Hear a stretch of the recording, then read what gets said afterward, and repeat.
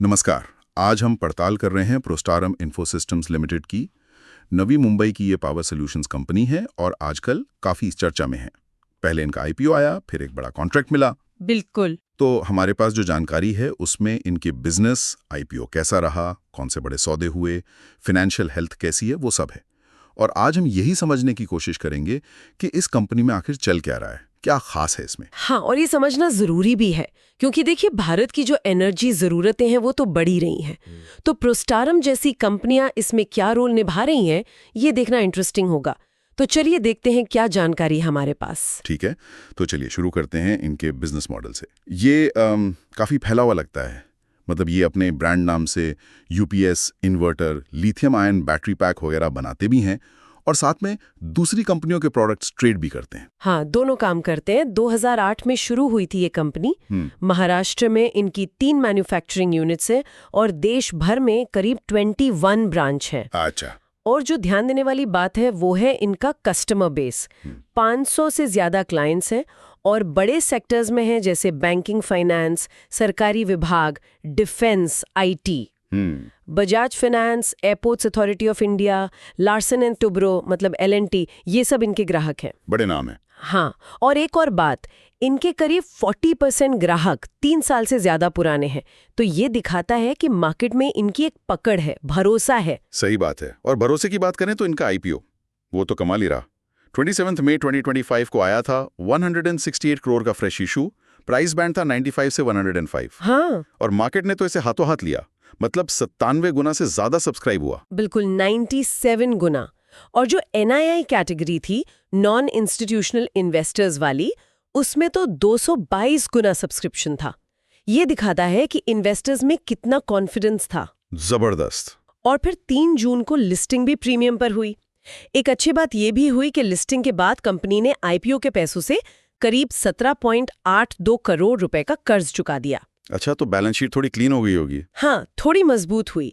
Date कम होना हमेशा अच्छा होता है। बिल्कुल। और आईपीओ की कहानी के ठीक बाद एक और बड़ी खबर आई। 16 जून को Bihar state power generation company limited के साथ इनका एक बड़ा सौदा हुआ। 30 मेगावाट 120 मेगा आर का बैटरी एनर्जी स्टोरेज सिस्टम, मतलब BESS का। हाँ, BESS ये बेसिकली एक बहुत बड़ी रिचार्जेबल बैटरी की तरह है जो ग्रिड को स्टेबल रखने में मदद करती है। और ये सौदा 12 साल का है।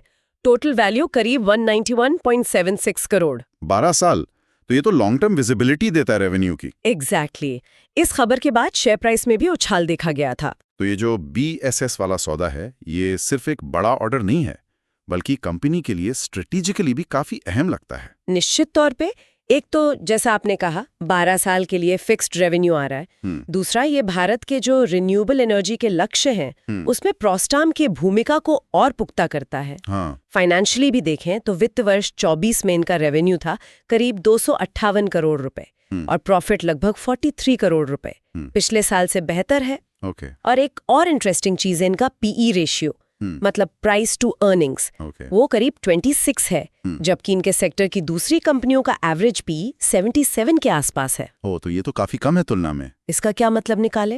देखिए, इसके 2 मतलब हो सकते हैं। या तो मार्केट अभी इसकी पूरी वैल्यू नहीं लगा रहा है, या शायद निवेशक कुछ रिस्क को लेकर थोड़े सावधान है। और रिस्क का जिक्र है भी, जैसे कुछ बड़े क्लाइंट्स पर इनकी डिपेंडेंसी थोड़ी ज्यादा है और पिछले कुछ सालों में ऑपरेटिंग कैश फ्लो नेगेटिव रहा है। वजह बताई गई है हाई रिसीवेबल्स और इन्वेंट्री। हाँ, ये पॉइंट्स हैं जिन पर नजर रखनी होगी। हालांकि आईपीओ से जो पैसा आया है उसे वो वर्किंग कैपिटल, कुछ अधिग्रहण और कर्ज चुकाने में इस्तेमाल कर रहे हैं। तो हो सकता है ये कैश फ्लो वाली चिंता थोड़ी कम हो जाए आगे चलकर। तो कुल मिलाकर देखें तो प्रोस्टारम एक ऐसी कंपनी दिख रही है जो भारत के एनर्जी सेक्टर में अपनी जगह बना रही है, रणनीतिक सौदे भी कर रही है, आईपीओ से फंड्स भी जुटाए हैं, ग्रोथ दिख रही है। लेकिन हाँ, कुछ फाइनेंशियल रिस्क भी हैं जिन पर ध्यान देना होगा। बिल्कुल। और यहाँ एक सवाल मन में आता है, जैसे जैसे ये BESS और सोलर एनर्जी पर फोकस बढ़ा रहे हैं, तो भविष्य में बैटरी टेक्नोलॉजी तो तेजी से बदलेगी।